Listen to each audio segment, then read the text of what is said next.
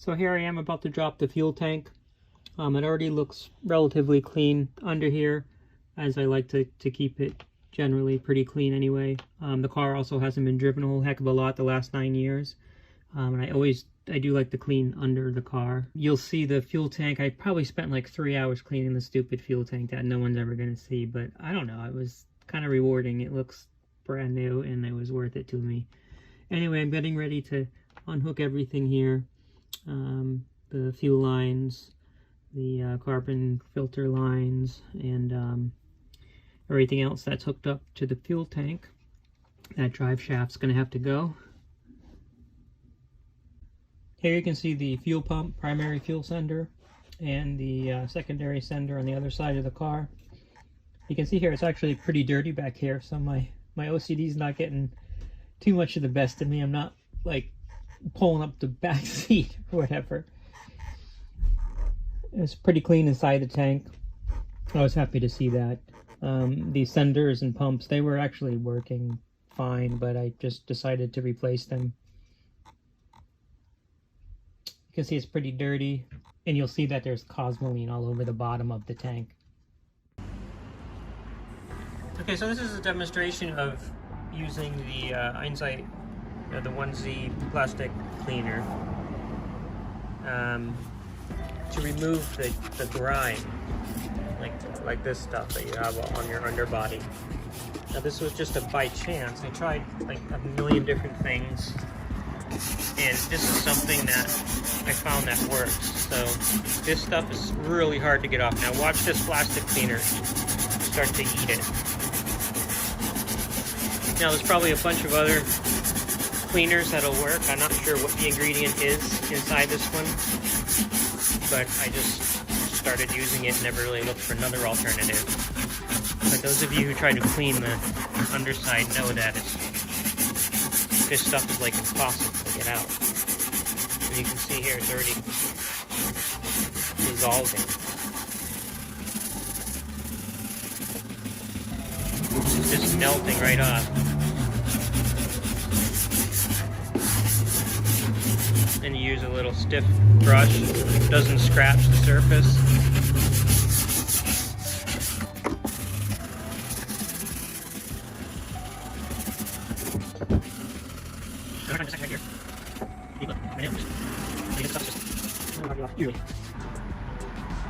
This is what your fuel tank can look like if you spend 2 hours removing if you're crazy enough to remove all the cosmoline and all the gunk off of it. Getting ready to put it back in the car. So this is what your fuel tank looks like if you were squatting in the back seat facing the rear of the car. The fuel sender, primary pump on the left, passenger side, and the fuel sender secondary on the right, on the driver's side.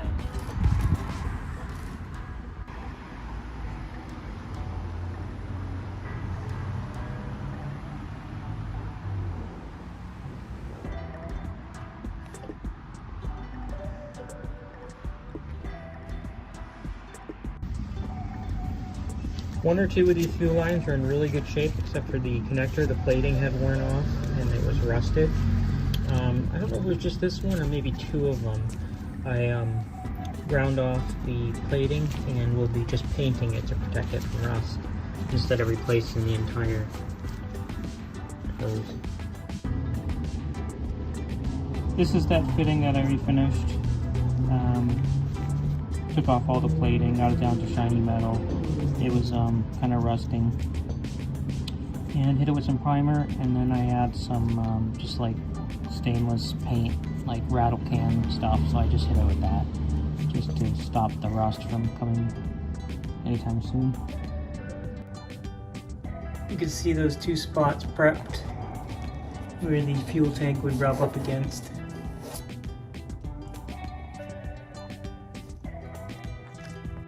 I've got it down to the metal, it's prepped.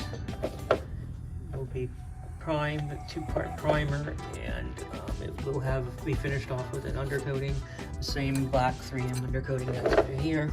I decided not to do these sections because when I inspected them closely, it's not down to the metal, it's just pocked into the undercoating. So I might just put a padding on the side of the fuel tank, so if it's doing this, it's not going to make it any worse. But this I will take care of, because you could see it was scraped down in the metal and there was a little rust spots. Okay, and here's those 2 spots. Prime, scuffed up, ready for the undercoating. Masked off. And yes, I am a huge fan of painter's tape. I use way too much of it.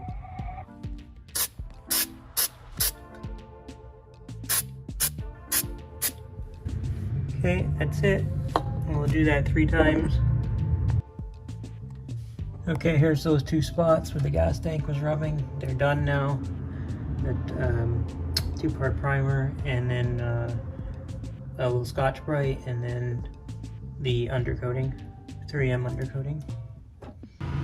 So I'm just about to put the gas tank back in, and I've mentioned this before, I'm not sure where in my blogs it'll come up, but you can see where I repaired this area and this area just because the fuel tank here, over there, and right here rubs against the undercoating here. So I actually sort of repaired this and put some new undercoating in these 2 little areas. So these 4 areas I'm putting some thermal foam.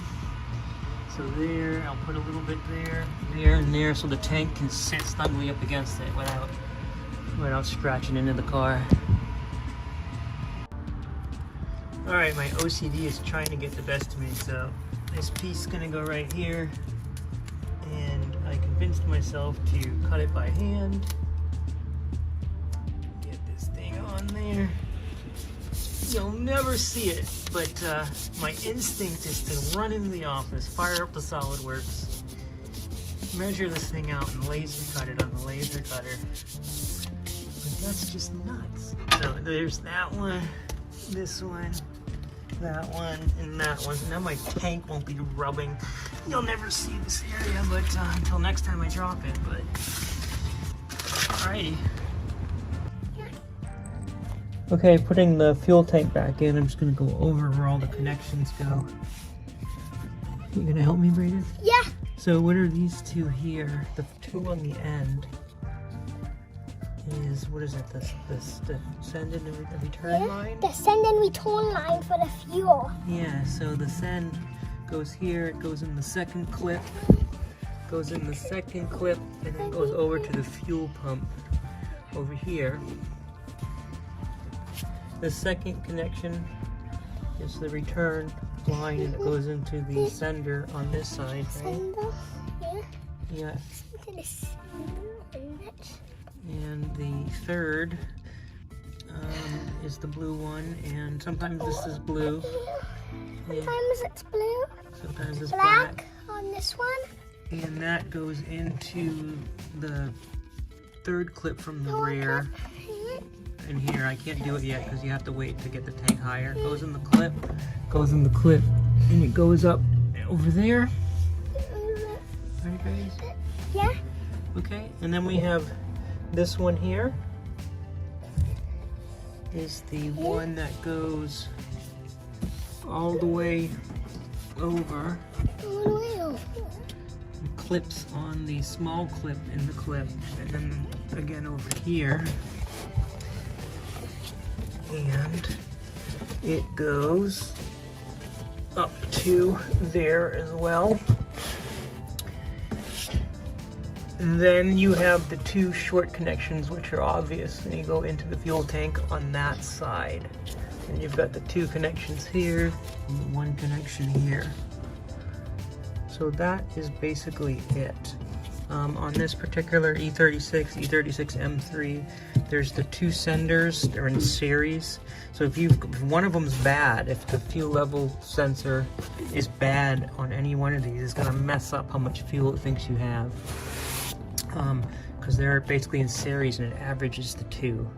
So this is only a sender with the float to sense the fuel level. And this has a sender and the fuel pump to sense where the fuel actually is pumped from. So that's why the main send line is here. And then it goes to the, if you were to follow this down underneath, it goes to the fuel filter and then on to the engine. Okay, so here it is completely installed with the 3 brackets. So the third strap on the passenger side here, I'm not sure if this is specific to sedans. I'm sure they just use the same bracket for all the different models of the E36. And it's a little short, at least on the sedan. I can't confirm on the coupes or the convertibles, but you put 2 washers under, sometimes 3, but 2 washers underneath the strap so that it's not too tight or whatever.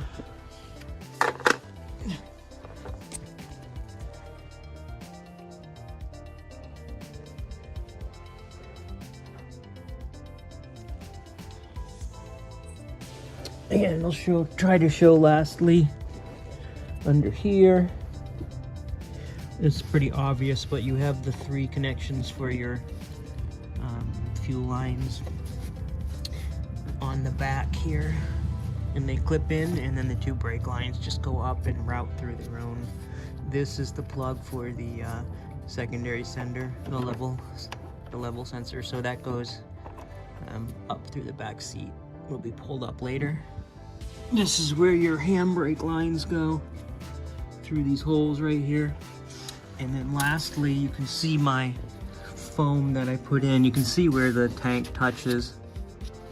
Can scratch. The tank and the lines and stuff can scratch. And you can see where I put it. I think you can see. Right here on the driver's side, the 2 center sections. And then the last piece is tucked up in here. You can't see it behind there.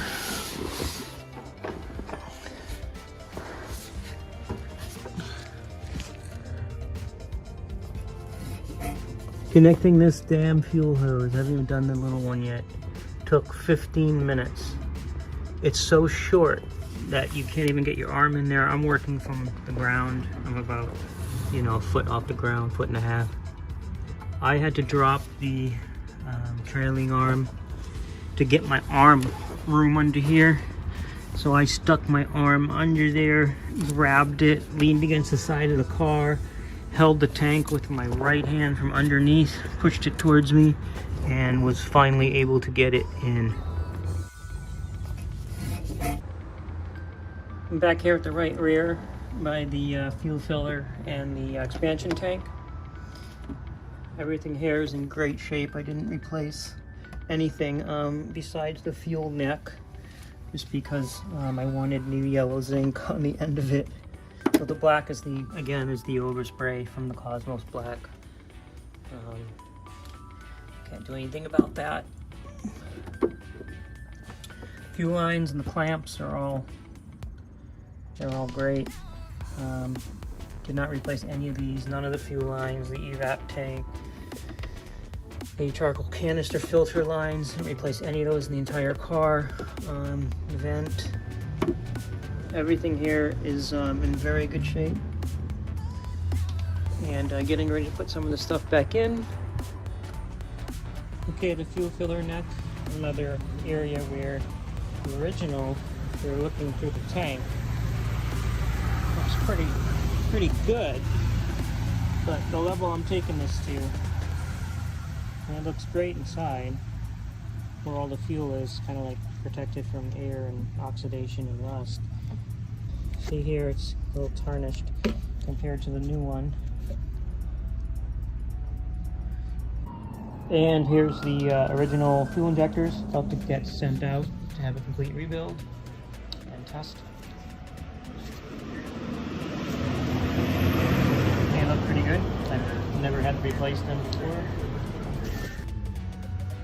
For the fuel prep, I had the fuel injectors rebuilt, flow tested, seals and pintles replaced. One of them actually was replaced. One of them didn't quite meet the flow spec. So it's good to find that, but I would highly recommend just rebuilding your own versus buying new ones in general. I haven't popped on the fuel rail yet. I can't find the metal retaining clips yet to pop these on, but you can see there, and then as I've already showed, the inlet and outlet, the feed and the return hoses that go down have been replaced. I used Motor Rest Performance, Martin, which is like 1 or 2 day turnaround. I'm in Los Angeles area, they're up in the valley in Chatsworth. But they did a great job, turned it around very fast. For the throttle body, all the aluminum was vapor honed. I'm still waiting for it. It's not all together right now. I'm still waiting for one metal bracket to come back. There's one steel bracket that's not plated, and it potentially can rust. And I'm having it ceramic coated or Cerakoted. So all the hardware was replaced. So for the fuel lines, I replaced the send and return straight to the rail. They get tarnished in this area. I decided to replace them. I had not replaced them before ever.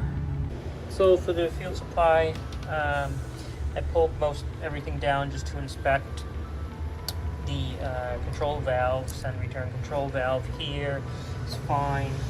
Some of these small sections I had replaced like 8 or 9 years ago, and everything's in good shape. I replaced all of the clamps. Some of them were getting a little dirty.